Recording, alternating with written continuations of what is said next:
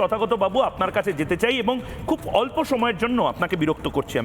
আমি প্রথমেই প্রধানমন্ত্রী নরেন্দ্র মোদী এবং অর্ণব গোস্বামীর যে কথোপকথন, তার মধ্যে থেকে একটা বড় পার্ট প্রধানমন্ত্রী এটা মানে চায়ের দোকান থেকে শুরু করে সিপিআই এর পথসভা, তৃণমূল কংগ্রেসে মমতা বন্দ্যোপাধ্যায়ের বলা বা হাস হাস ক্যাম্পেন, যেটা একটা নির্দিষ্ট মার্কেটিং বা একটি কৌশলী সংস্থাকে তৃণমূল দিয়েছে, তাদের তরফ থেকে আমরা দেখি ফেসবুক থেকে শুরু করে বিভিন্ন যে তাত্ত্বিক নেতা তাদের ফেসবুক ইউটিউবে হায় হায় হায় হায় হায় 400 পেলেই আমাদের সংবিধান বদলে দেবে বিজেপি, আমাদের দেশটা উচ্ছন্নে যাবে, এবারের লড়াই সংবিধান বাঁচানোর লড়াই ইত্যাদি ইত্যাদি বলে।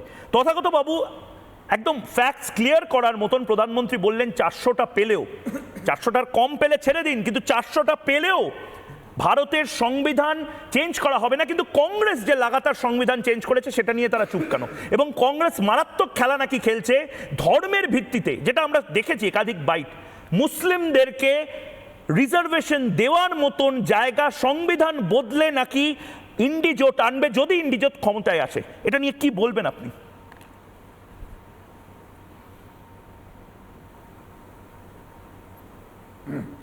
এরকম প্রচেষ্টা কংগ্রেসের তরফে নতুন কিছু নয়। সেই 50-এর দশকে যখন হিন্দু কোড বিল প্রণয়ন হলো হিন্দু ব্যক্তিগত আইনকে বদলাবার জন্য, তখন সবাই বলেছিলেন তাহলে এবার মুসলিম কোড বিলও হোক, কিন্তু কংগ্রেস নেহরুর নেতৃত্বে সেটা করেননি, না মুসলিম কোড বিল করা যাবে না। তারপরে পরবর্তীকালে আমরা বিভিন্ন সময় দেখেছি এই ধরনের অত্যন্ত নির্লজ্জ তোষণ চলেছে।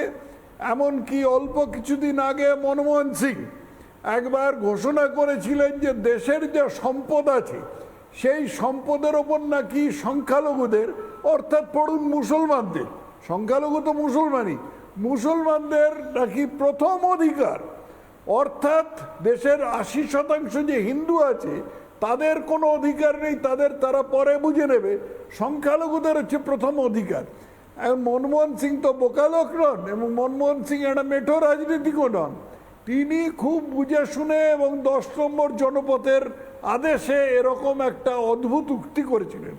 আজকে আমরা যেটা দেখতে পাচ্ছি যে কর্ণাটকে ওবিসি আদার ব্যাকওয়ার্ড কাস্টের এর মধ্যে তালিকার মধ্যে মুসলিমদের ঢুকিয়ে দেওয়া হচ্ছে, পশ্চিমবঙ্গে তো অনেক দিন আগেই ঢুকিয়ে দেওয়া হয়েছে, এবং সেইভাবে মুসলিম তোষণ যেটা হচ্ছে এটা হচ্ছে গিয়ে শুধু সমাজকে বিভাজন করবার চেষ্টা।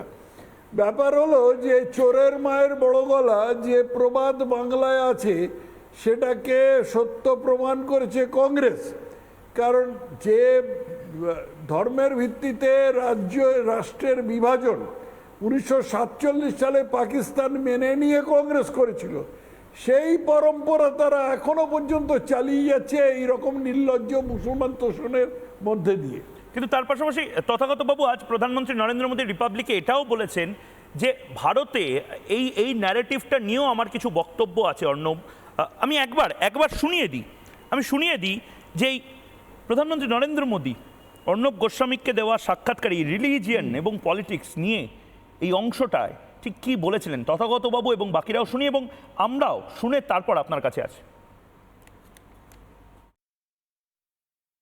प्रधानमंत्री जी, आपकी इकोनॉमिक एडवाइजरी काउंसिल ने एक रिपोर्ट दी है, मुझे बहुत इंटरेस्टिंग लगी, जिसके कहा गया कि पूरे दक्षिण एशिया में सबसे ज़्यादा मेजॉरिटी के पॉपुलेशन कम हुई है भारत में 7.8% से, यानी कि हर दशक में 1% हिंदू पॉपुलेशन कम हुई है।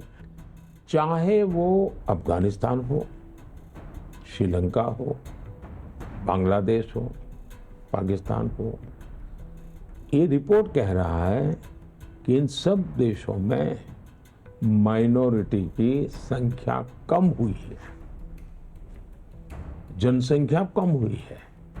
अकेला इन सारे क्षेत्रों में हिंदुस्तान ऐसा है कि जहां माइनॉरिटी की संख्या बड़ी है।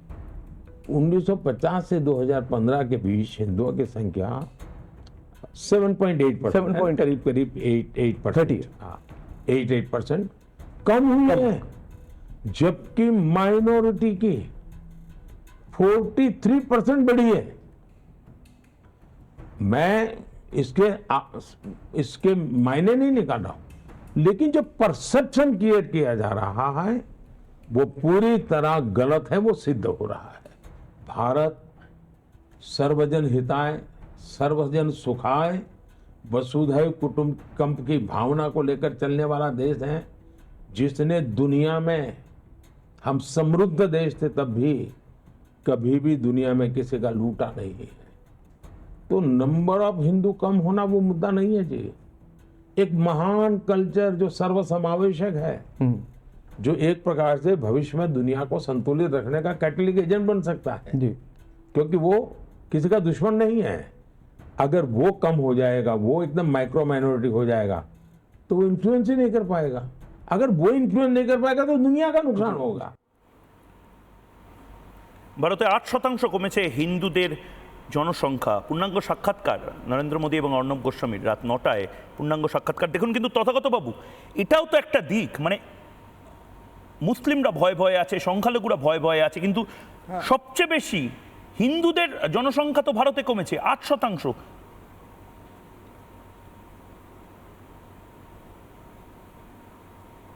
তথাগত বাবু, ভয় ভয়ে আছে মুসলিমরা কে বলেছে?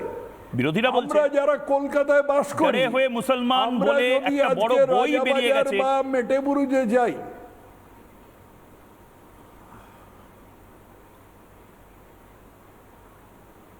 হ্যাঁ বলুন না, আমি বলছি যে আমরা যারা কলকাতায় বাস করি, আমরা যদি কখনো রাজাবাজার বা মেটেবুরুজে যাই, আমরা হিন্দুরা, তাহলে কে ভয় পাবে? এই যেখানে যারা এই প্রতিবেদন দেখছেন তোমার, এবং যারা এই কলকাতায় থাকেন, যারা রাজাবাজার মেটেবুরুজ এসব পাড়া চেনেন, তারা জানেন কে ভয় পাবে। মুসলিমরা আদৌ ভয়ে নেই, ভয়ে আছে হিন্দুরা, ভয়ে আছে হিন্দুরা। তার কারণ এই ভারতে বা বিশেষ করে পশ্চিমবঙ্গে একের পর এক এমনভাবে দাঙ্গা হয়েছে, এমনভাবে দাঙ্গা হয়েছে।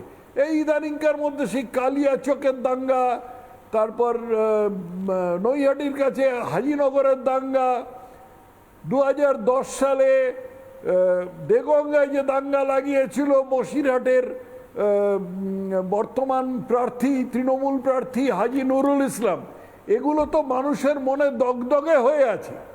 এই জিনিসগুলো তো মনে রাখা দরকার, এগুলো তো ভুলে গেলে চলবে না।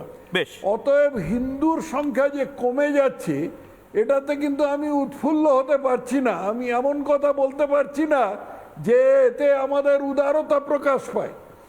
যখন মুসলিমের সংখ্যা খুব বেড়ে গিয়েছিল, খুব বেশি বাড়েনি, 25% হয়েছিল, তখন তারা পাকিস্তান দাবি করে সেই পাকিস্তান কেড়ে নিয়েছিল, এবং সেই পাকিস্তান থেকে সমস্ত হিন্দু, শিখ, বৌদ্ধ, খ্রিস্টান সকলকে কুকুরের মতন তাড়ানো হয়েছিল।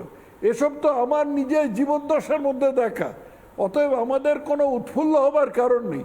প্রধানমন্ত্রীর মতোই বলেছেন যে ভারত একটা বসুধৈব কুটুম্বকম মন্ত্র নিয়ে চলে, কিন্তু ভারত যে আজকে সর্বধর্ম সমভাব এই চিন্তাটাকে পাথেয় করে লড়তে পারছে, তার মূল কারণ হচ্ছে ভারত হিন্দু প্রধান দেশ।